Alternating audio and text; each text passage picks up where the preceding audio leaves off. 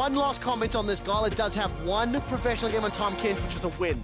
There you go. Melees. See, Melee's easier to play. You play Senna TK. You know, you want Ming to have a nice day, you give him the Senna part of it. Let's bring our attention back to this one. Anticipating that Kai'Sa being banned away, earlier Graves was the first pick for RNG, and it obliterated Isurus. That Teemo top was not the answer, never got a chance to do anything.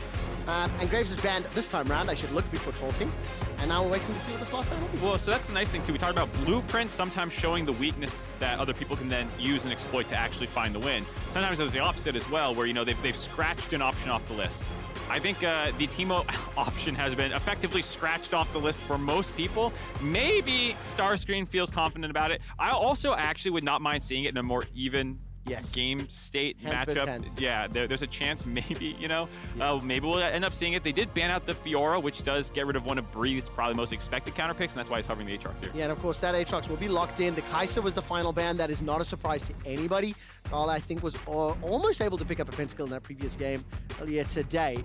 And what is the answer from the Wildcats? It is the biggest of uphills once again. That previous poison champion didn't work in Teemo. You gotta try a different poison. Oh, never mind. There is something beautiful about the fact Samira gets locked in after my little joke, but it is Holy Phoenix. It is Holy Phoenix. Wrong side. Still, Holy Phoenix is a player who can absolutely pop off. I'm very happy to see him trying to, like you said, create a volatile game state. They're finding their way to do it. The question I was going to ask was between the junglers, which one did they go for? Maokai or Hecarim? Coming into the tournament, I think everyone had a higher prio on Hecarim, but it feels like people are switching to Maokai. In your previous game, you were talking about how maybe on the Reddit analysts are correct that this is how you beat the Eastern teams is the Maokai ultimate. We'll find out. Reddit, are you ready? Keep an eye on where the Ferret of Farfetch are going to be running this one. I just want to bring attention very briefly to that Samira. 6 games played, 5 of them wins for Holy Phoenix during the course of this year.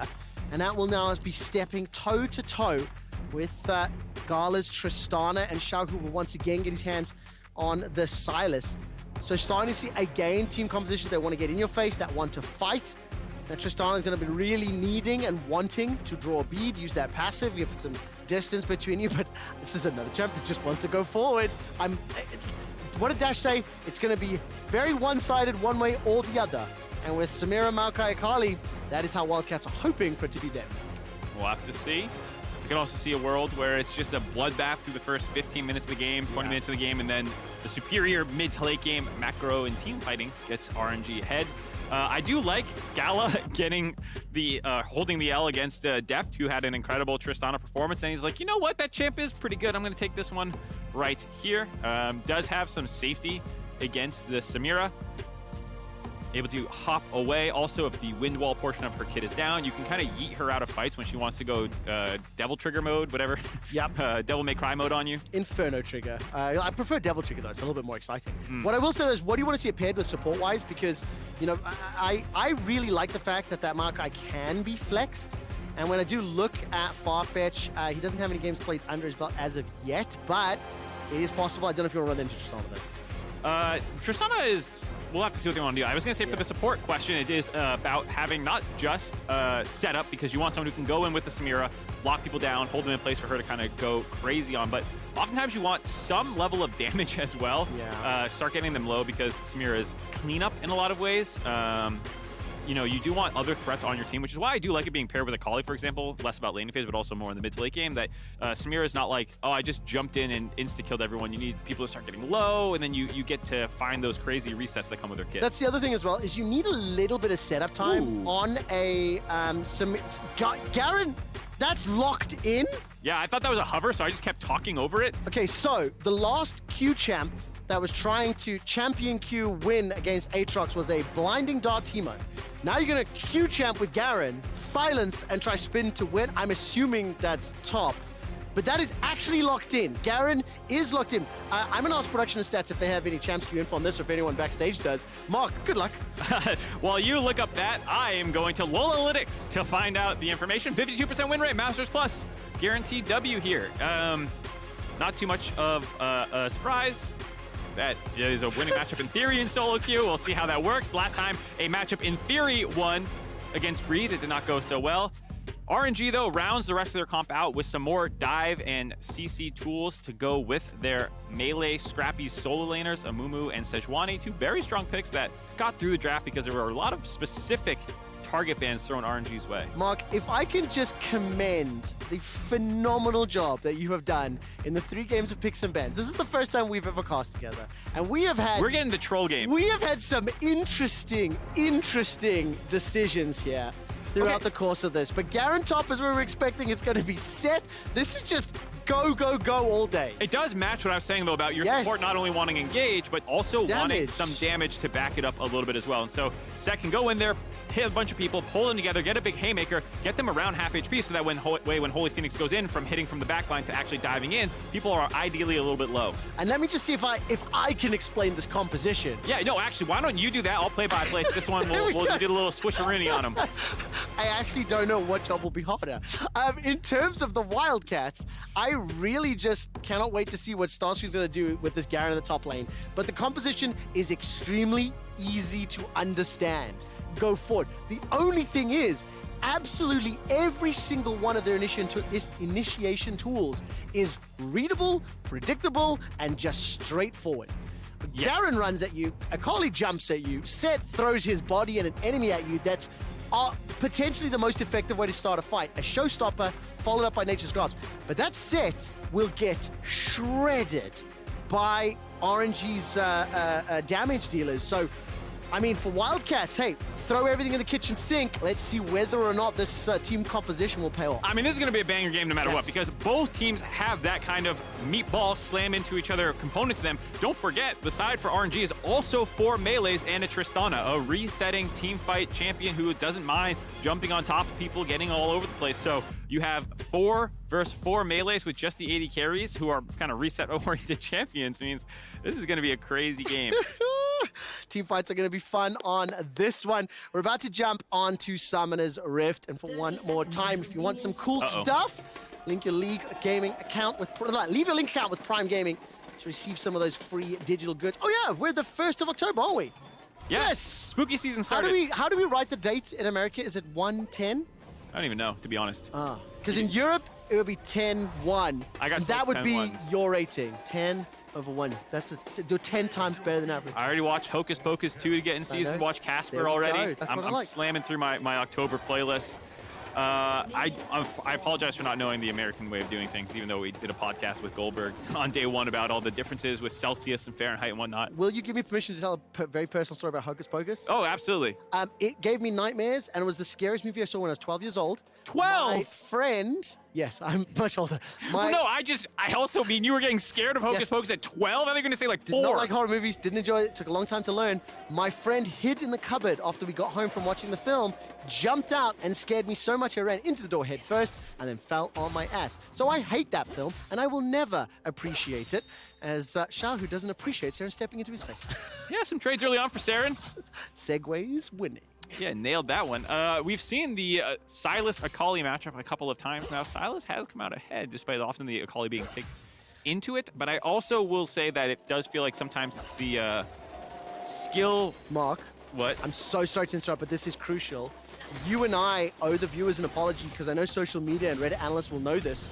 Farfetch is forced to flash for his life. Do you want to know the last time Garen was played as Saren is being jumped on and almost solo killed? This is absolutely Fnatic.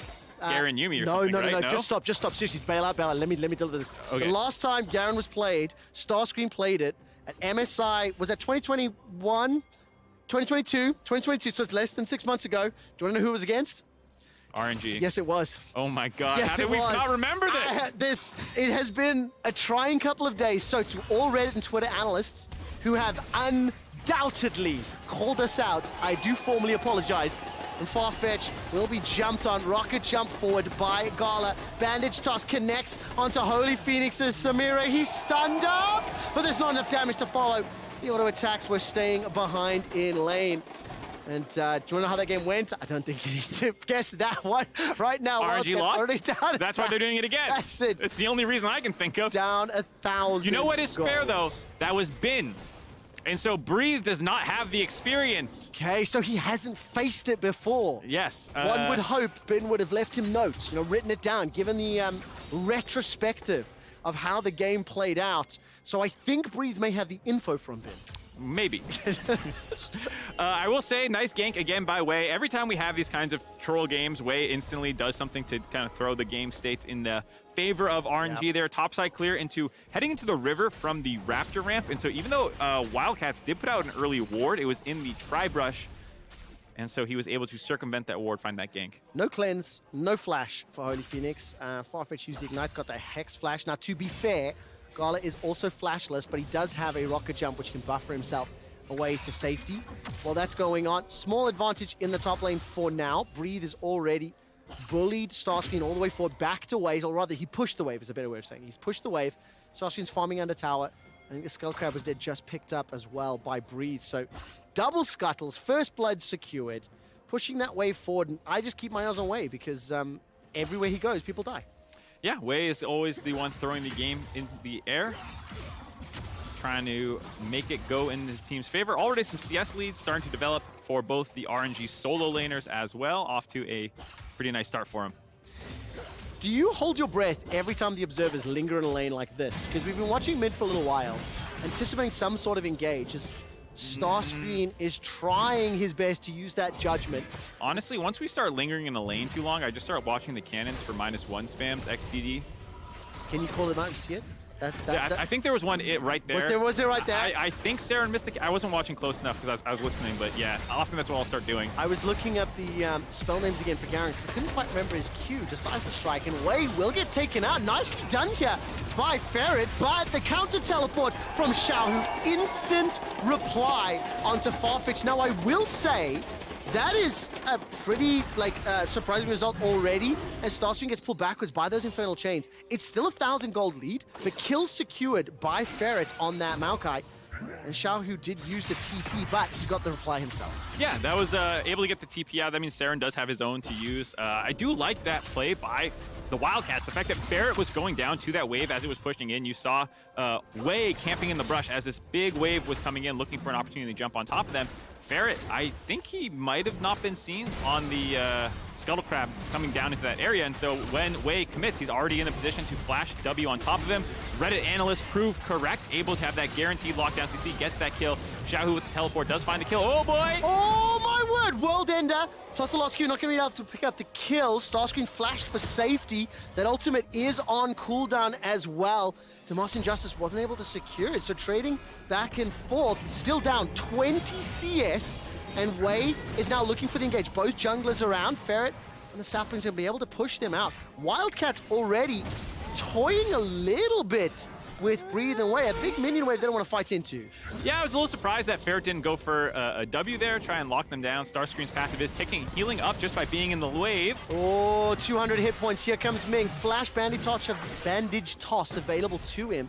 And credit yet to Saren moving as well. Okay, so Wildcats, they are fairly heavily behind this early on, but they are trying to set plays up and not over chasing when the opportunity goes And away. I want to give some fairness to this game. We were kind of comparing it to the first one that RNG played. That's what I was expecting. It was, and we were calling that game a troll game. It was honestly, with the Teemo and the Scion mid, it was kind of next level. This one is just one little weird pick. The Samira is not a joke. Obviously, we've seen Garen force Starscreen as well. Set is not a joke. Like, this is a legitimate strategy that they're throwing, and they are doing so much better this time around, already kind of answering some of the plays that RNG is looking for. Yes, they are still behind, almost 2,000 gold. A lot of that just comes off laning prowess, but they're looking for their opportunities here. I completely appreciate the tonal shift because I absolutely took us down a different route when we started. I mean, I was there with you at first. Listen, I'm trying to throw myself under the bus. Yeah, kudos to Wildcats. I do like that gank attempt up top. I do want to respect the damage that Starscreen put down with that Demacian Justice, but let's again just not forget the fact that it's a kill and assist to Gala's Tristana. It's plus 20 CS already in the top lane. It's nearly 2,000 gold. Dragon number 1 is falling at 7.5 minutes. I still believe that the earliest dragon that's fallen is around 6 minutes as well. So again, very early start. RNG won their game earlier today in 25 minutes. Once they got that little bit of a gold lead, it ran away. So for the Wildcats to keep me on the edge of my seats and holding my breath, they need to make sure they don't concede any more kills and ideally look to try make some proactive plays. I think, especially now that Holy Phoenix is 6 already, we'll see if they want to start contesting these neutral objectives. I do feel like that's one of the big things their comp wants to do is, one, just be very proactive on the map, get up there, find these odd timing windows to make ganks happen with Ferret, but also get scrappy early. Flip the game at the earliest possible opportunity that you see a good angle to do it. And if Holy Phoenix gets one of these insane Samira highlight plays where you're grabbing a pentakill or just cleaning up a triple kill in a neutral objective fight, that can be what you need to get enough ahead of the game that the kind of problem that they're having in lane phase is negated by getting a golden flux through kills. The question is, will they have that opportunity? Can they capitalize on it? We saw a little earlier today, attempt after attempt after attempt being made by the Chiefs, and they didn't land their skill shots. I am concerned for the Wildcats in terms of finding those initiations, because again, like, Akali either wants to flank or she has to jump at you. Maokai, like, literally has to flash W, really, to get involved. Garen just waddles in your general direction. The point I'm getting a long-winded way of getting to is that it is easy to anticipate. Shahu walking away for now, goes forward, gets chased out by Ferret, and Shahu will use the perfect execution that was hijacked to escape with his life. Beautiful escape, but again, I want to give credit to Wildcats on the attempts. Yeah, very close attempt. Farfetch not able to get the pullback, trying to combo with Maokai's chain CC, but Xiaohu played that too cleanly, gets out of there, does lose his flash force though, so summoner advantage in their pocket. During that time, Wei was hovering around topside, considering a gank, actually just grabs the Rift Herald instead, so that first major objective fight that we're looking for, not coming through, but they were going for that gank windmill that I was talking about, as Ming clears the wave with his ult. You know what? Sending a message. Like, that is the greediest support play you can make in a competitive game, where you're like, I'm an Amumu. I am my team's, like, one of my monstrous teamfight ultimates, and I'm using it for the wave because I want it.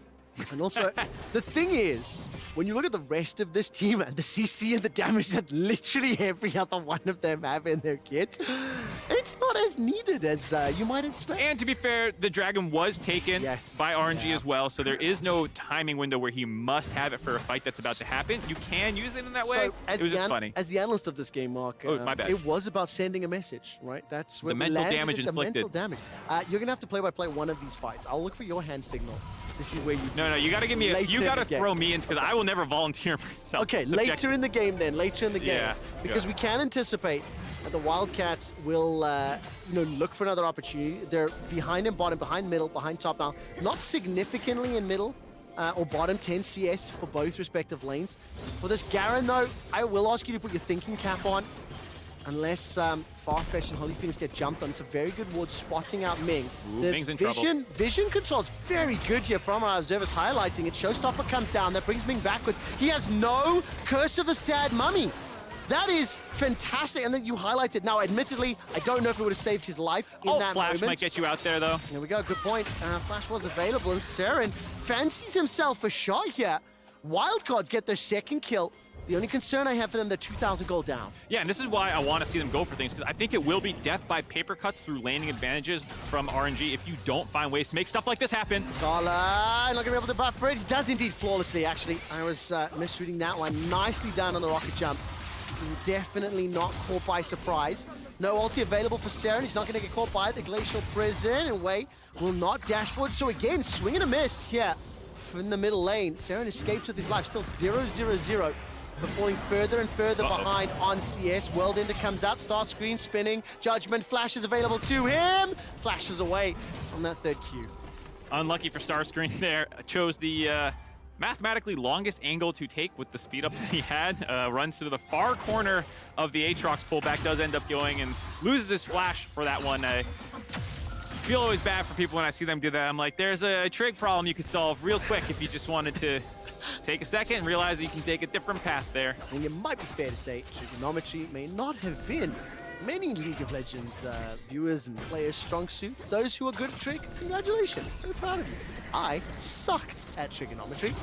Unfortunately for the Wildcats, that does mean Starscreen again gets pushed out of lane. He's now 40 CS behind. Has no teleport to his name either. Keep that in mind. That was something that I haven't yet highlighted. Seren, the only member of the Wildcats that has a teleport. So again, Xiaohu and Breathe, who will able to move around the map. RNG already in position to contest or fight for this Drake. And Starscreen is making his way down. Demacia doesn't want to get involved in the fight. No flash available to him because the Sad Mummy comes down, and that is already a kill onto Farfetch. Seren gets chunked out, blown up as Gala Rocket jumps forward. That's a flash away from Seren. Easy kill set up there. That Maokai ultimate, I think, was stolen and turned around onto the Wildcat. Yeah, really nicely done there by RNG, finding Farfetch and blowing him up. Never even got a chance to suplex anyone. Got a nice haymaker off, but the rest of Wildcats was far too split up to actually find an angle to take that fight. And this is kind of what's talking about the death by paper cuts. This is now 3 neutral objectives gone, heading into minute 15 almost. You're 13 minutes in the game right now, but you want to start contesting one of these here, but RNG are just in such a better position, grouped up as 5 already, as Saren tries to find an angle. Garen's trying to get the wave going for Starscreen, and they just jump on the 3-man during this timing window. Double Nature's Grasp. Everybody. That's a lot of cats, too. It does the same skin cast, I realized. I just saw the same thing myself. Oh, nyan, nyan, nyan, nyan, nyan, nyan, nyan, nyan, nyan, nyan, nyan. You're banned from doing songs on broadcast, I swear. I mean, look, they were letting out the cats inside of them. Istanbul Wildcats are shattering how it feels to be a lone Garen and not believed. Starscreen has clawed back that gigantic CS difference in the top lane. Unfortunately, as a team, they have not. 7 turrets to 1. They are still very far behind. I will also say, in comparison to the last RNG game we cast, there's a bit more hesitation, maybe respect being given here by RNG. Absolutely.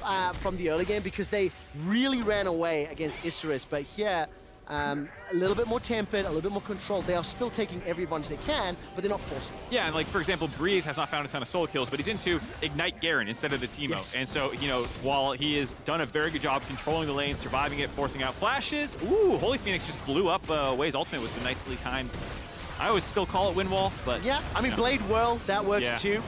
Now we'll find out. Reddit analysts, are you correct? No, because Aatrox sends his regards. Long-range bandage toss!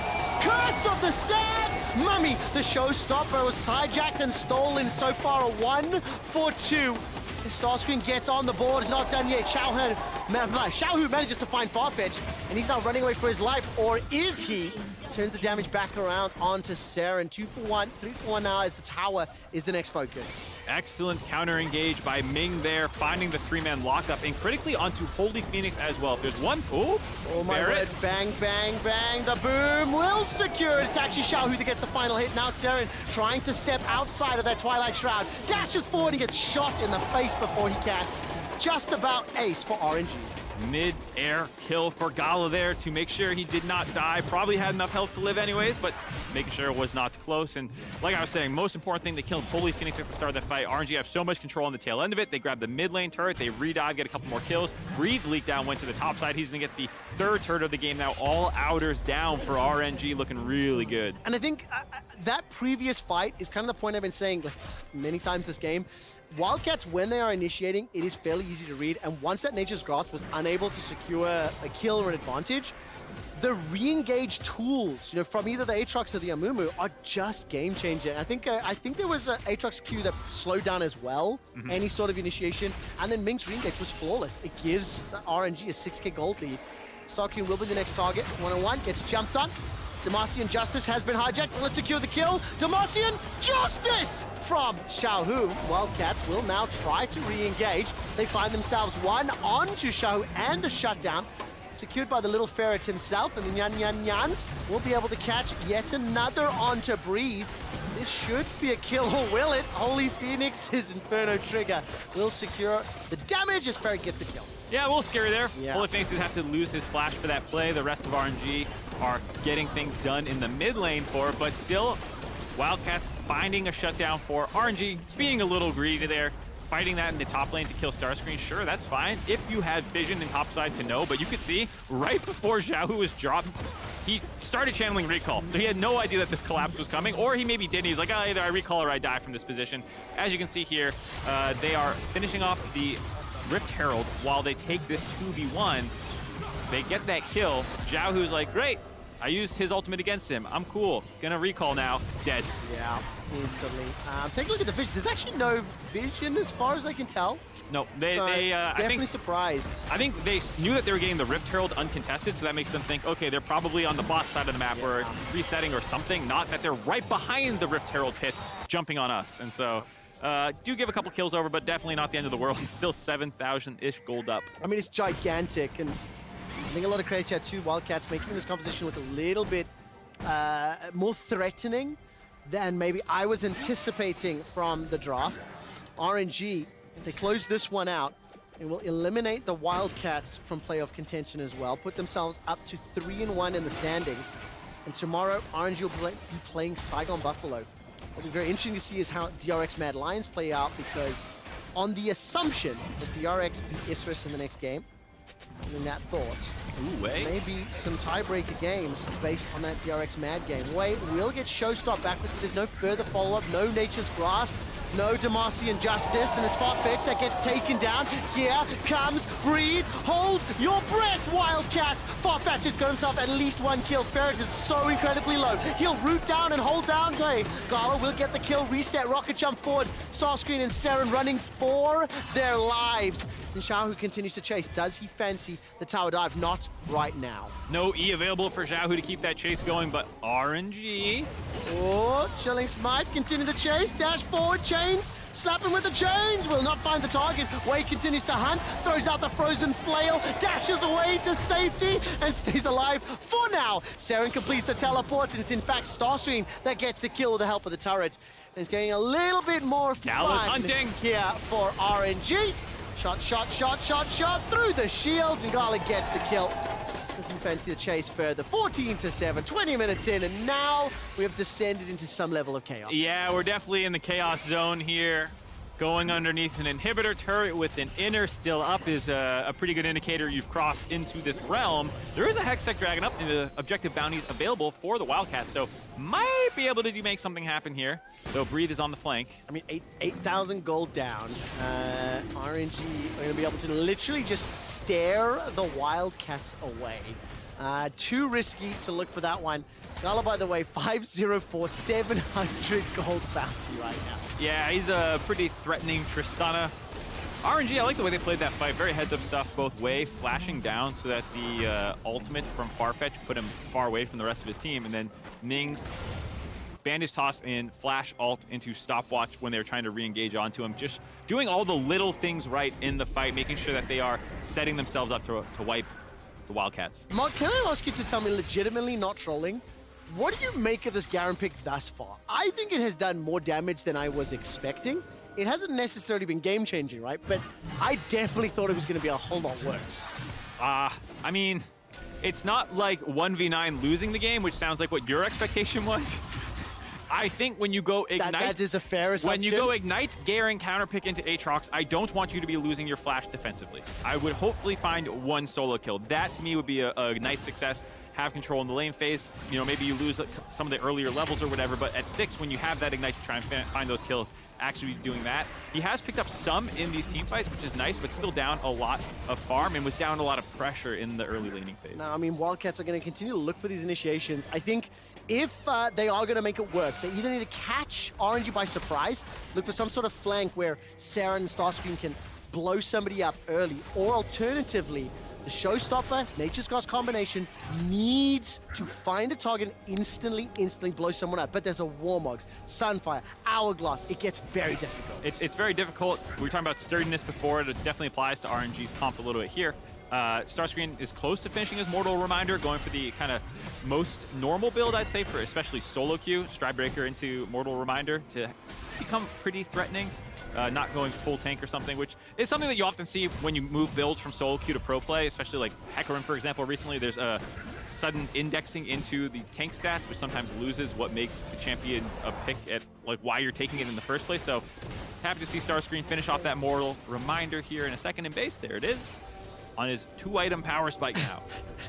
The Garen 2-item power spike. I mean, to be fair, there's only a cloth armor extra for Breathe at the moment. I mean, itemization-wise. True. We'll find out whether or not the Garen champion skill set is going to be enough, because Istanbul Wildcats are still 3 dragons down, 4 towers down, 7 kills down, 9,000 gold down. It's a difficult position to be in. Starscreen, the last time he played Garen against RNG, he went 3-6-2. Currently 3-3-1. I wonder if he'll replicate that scoreline. We'll find out as RNG continue to siege this one up. Baron is up. Farfetch will be forced to flash over the wall. That's one of the tools that they need for some form of initiation. not available to them. Yeah, very painful to lose that on set. Normally, you obviously want to have some E pullback. Sometimes you flash behind them and then get your suplex into the middle of your team. That play not available. Still has Hex Flash though, so it can maybe surprise someone. Yeah, I'm just having a little bit of fun looking at the scoreboard from the last time RNG and Wildcats played was at MSI, and Gala went 7-0-6. He's currently 5-0-4. Wei went 9-1-6. He's currently 3-2-7. The game played in a fairly similar way. It was also 25-26 minute win, but I do think this time around the Wildcats are at least fending off a little bit more. I think RNG paying them a little bit more respect and awareness. I imagine the post-game interviews are definitely going to cover Starscream's Garen, but I do think, Mark, we're looking down the barrel here of Wildcats being eliminated. Yeah, Wildcats will have to find some sort of insane play to win this game and stay alive at the group stage here. I gotta say, looking really good for RNG. Yeah. The fact that you have so many threats that are doing so well. While Breathe has not found a ton of kills, he has been an absolute monster this game, super far ahead in terms of farm. Obviously, Gala insanely farmed, 5-0-4. Even if, you know, RNG have this kind of flubbed engage where you're able to kill Xiaohu, for example, right out the gate, there's so many other threats that they need to find. Vision toggle here is pretty good. So we're looking at RNG's vision if you look at the minimap. A lot of deep vision, definitely on the northern quadrant. And that little hex gate, that will spot at least Farfetch out. Dodos can't fly, so as he takes the taxi across with that leak in hand, the information is given away. I did love the question mark thing instantly from RNG. It was making me laugh as soon as Xiaohu was like, what is he doing? Man. It was funny, too, because I was about to say that RNG is playing respectfully. Xiaohu's not going aggressive there because they had people in the bot side of the map. So where Istanbul Wildcats was clearly not in their bot jungle, Xiaohu knows, okay, I got to play safe. And then just for the confirmation, you get this set This is a pretty, like, harsh sentence to say, but for the Wildcats, there is a modicum of respect being shown by RNG. Frankly, that's kind of the only thing that you're really taking away from this, because it has been very RNG favored. I don't think the Wildcats composition has had the opportunities that they would have liked to create for themselves. And the game is now slowed down. It's about playing for the soul. It is spawning, and I think it looks like Wei's inside the pit, if I'm reading that correctly. Yeah, they're taking it right now. So add that to Aatrox's autos, Silas's autos, Tristana's autos, and the Hextech Dragon, which you can argue is one of, if not the strongest dragon in the game, going to absolutely, you know, boost all of RNG's power. Someone get in Trevor's ear about the dragon counts so far for Worlds. Someone can update him, because I know that's something that people have been talking quite a bit. I'm actually going to be hosting one of the knockout days, and I have a special segment planned for how many dragons have been killed, what is the most favorite, what rifts we've had. I think doing it on day 3 of groups is not as impactful, but I guarantee you, dude, your heart's in the right place. I love dragons. A lot of people also said Hextech for most taken. That's mostly what I'm curious about is how many have it. Yeah. I've personally cast like 6 Hextech rifts. Here we go. I don't know how many I've cast. This way, we'll find the connection onto Ferret. The curse from the Sad Mummy will go down. Showstopper follows up, but the entire team is not there. Ooh, the Wildcats Saren. double kill for Saren. Connects with another. That's a triple already. Starscreen has joined the fight. Xiaohu and Breathe versus Starscreen and Saren, but Saren's so incredibly low. Runs for his life. Saren, that was beautiful. The Infernal Chains pull Starscreen backwards. Judgment has been thrown to Master Injustice on cooldown available for him. Here comes Saren once again. It's Starscreen that gets the kill, but Xiaohu is not done yet. Saren forced to fight. Xiaohu's burning. Saren gets 4. Starscreen gets 2. What a fight! Saren absolutely popping off, wipes RNG on the top side of the map. Starscream was late. I was about to say, where were you, my man? But he shows up when they need it, the Ignite, helping get the last tick down. And Saren lived with like 20% or 20 HP. We need a slow-mo on that Akali triple. Saren just destroys RNG. Saren pops off, but I have to give a big head tap to Farfetch. He had a monstrous combination, I'm pretty sure, on this set here. Ferret, we'll see again. Reddit analyst coming in big with the ultimate that's going to come through, I think, in a second here. Farfetch lands this big suplex into the middle of the team, gets, I think, a haymaker onto 3 or 4, gets everyone really low there, and that's what allows Saren to pop off and find these kills. But still, Saren had to do a lot of work. He landed so many of these E's, was able to snipe out multiple people. Holy Phoenix trying his best to kite out. Nice sidestep there, but just stat checked by Breathe at this point in the game. And here I'm like, oh, Starscreen's finally here. It looks funny, but Saren has the TP. He's going to come right back on top of that pink ward that he was recalling on top of. Starscreen with the execute was absolutely huge, as you see here. getting low, has the ignite, stops some of the healing that they are able to have. That's also one of the advantages of the Mortal Reminder. Flashes back in for that kill. Never mind, we're on Baron, it's gone. So crucial. Saren landed everything he needed to pick up those kills. And that was actually 3-2, not 4-1 in terms of kills secure. That ignite from Starscream, picking one more up. Baron goes down. Saren and the Wildcats are going to be very happy with that one fight. And this is where, you know, you sit back in hindsight is 2020. If they weren't 10K down, if a few of those other engages, if they could have done something a little different to prevent Wei getting ahead, how different could the game have played out? But all kudos to the Wildcats for that team fight, which was effectively a 4 versus 5 because Starscream was so late to the party. Yep. They managed to pick up, you know, the ace. Yeah, it was a very nice showing for Wildcats to have one time where their team comp was able to work here, seeding up their entire top lane to just funnel some more gold onto Holy Phoenix, it looks like, trying to get the objective bounding down the bot lane. RNG might end the game before he's able to do that. He's kind of channeling his recall here, not sure if he needs to go back or not. He desperately wants his Infinity Edge. Looks like he doesn't need to recall. Still going to complete it, though. Yeah, there's going to be second inhibitor falling here, and I have to... That last fight, it leaves me with such a sour taste in my mouth. What could have been the Wildcats picking the same top laner into the same team 6 months after the last international face-off. It was so well executed, but losing the 2 inhibitors, the position they're in, I mean, it was always going to be so unlikely. The Wildcats will be eliminated from playoffs as soon as this Nexus falls, and it feels like a matter of time with the way the Rift is set up. Yeah, definitely too far for Wildcats to come back with after a single fight. Maybe if enough people live, maybe if Holy Phoenix tied it out, you can grab the Baron. But you need to have him multiple times, right? Yeah. 2, 3 of those fights. And to your point about what could have been, it had to be in that first 15 minutes where they had a couple of these neutral objectives, a couple fights, something that would have disrupted the lane states, but they never quite found it the first time that they're able to get that big team fight. You're already so far behind. Now for RNG, as they're pushing into this one, we'll be looking down one last game against Saigon Buffalo tomorrow. Istanbul Wildcats will be facing off against Isurus tomorrow in game number 4. And then DRX Mad, the other 2 teams. So they'll cover the 6 in the group to find out which 4 will be advancing, what the seeding will be. Xianghu has hijacked away that Nature's Grasp, but look at the damage it's already done. Curse of the Sad Mummy, 1, 2, 3, 4. He's about to fall. Saren gets popped from long-range ignite. The ace in front of the Nexus, and RNG eliminate Wildcats. RNG, make them pay for getting that ace against them a couple minutes ago. Ace them in front of the Nexus, move up to 3-1, still making that desperate bid to try and get higher in this group stage.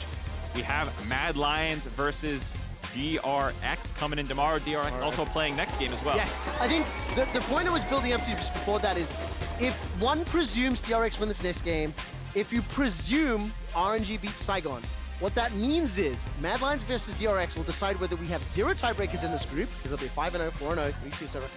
And if Mad Lions beats DRX, we have, I think it's a 3-way bracket, because it'll mean that 3 teams will be tied at 4-1. Yes. And I believe they'll then all face one another. And it's one of those brackets where I believe it's game time